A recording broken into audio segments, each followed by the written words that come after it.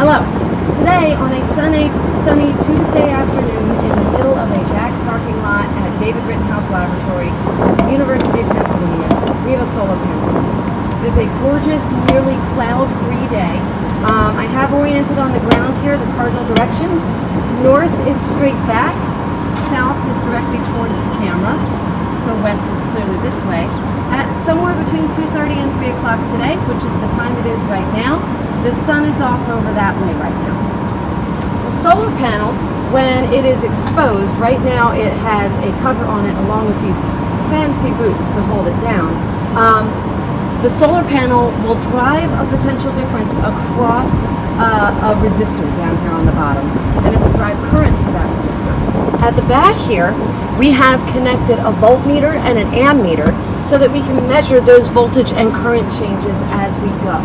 So, to start, we'll take the cover off. So as you look at this, you can see that this is taking in approximately 19 volts. It's producing 19 volts of potential difference on this load. We can also note that this panel is a set of series and parallel connections. So if we cover certain sections of the panel, we can see the voltage drop. So right now my hand is over one portion of it, and we can see that the voltage has dropped significantly. If I go over to another portion of it, we'll see another change, right? Because when I block out one part of the solar panel, I actually block out a whole section of the panel. Let's take a moment to talk about how solar panels work. A solar panel consists of a series of solar cells that are connected by series and some in parallel. In this particular case, on this solar panel, we have sections that are connected in series to each other that are then connected in parallel across the board. We can see this in that if I take this solar panel and I cover the back half of it, we see the voltage drop by approximately half. If I take the solar panel and I cover it halfway across this way, we actually see that the voltage across the solar panel just about drops to zero, indicating that we've cut off a series section on this side and we've cut off a series section on the other side, which makes it almost not any different from covering up the solar panel in its entirety.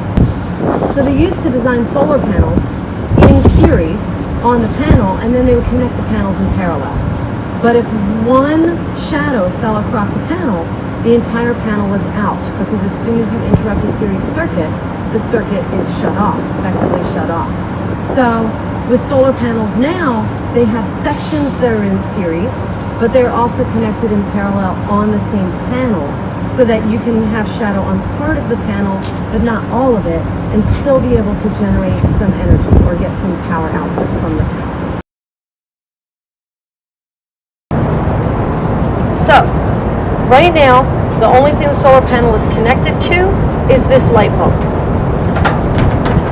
As I look on the camera, on a close-up camera, I can see that that filament is in fact lit up on that light bulb. And if I then go and completely cover the solar panel,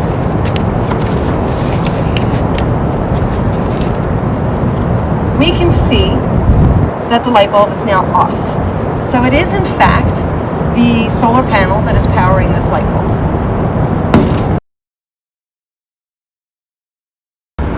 So I have this now oriented so that pretty much the sun is shining directly down onto the solar panel, and I'm going to adjust its orientation.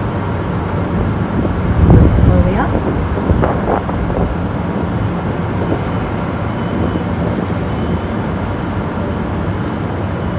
Until we reach a vertical position. Now we're going to bring it back down.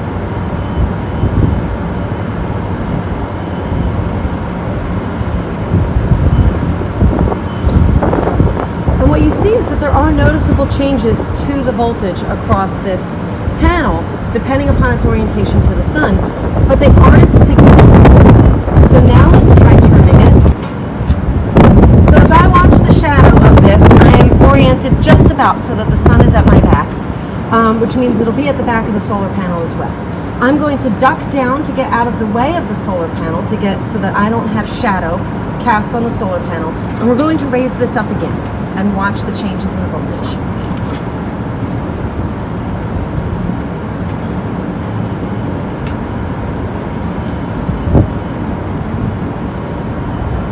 And now we'll bring it back down.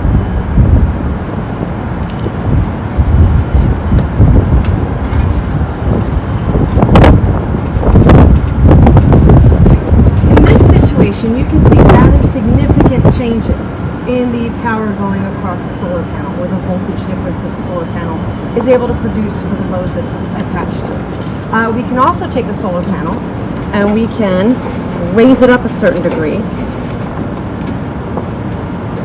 And so this is in the vicinity of between 30 and 60 degrees. It's more than 30.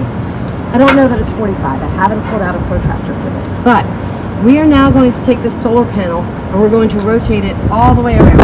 We're going to start with it north. So now I'm going to take the solar panel and we're going to rotate it through the cardinal directions. So right now it's facing due north. We're going to rotate it around. So now it is facing east. We'll rotate it around again. Now the solar panel is facing south. And finally, we have it facing west. So you can see the importance of the orientation of the solar panel relative to being able to follow the path of the sun throughout the day. Thank you.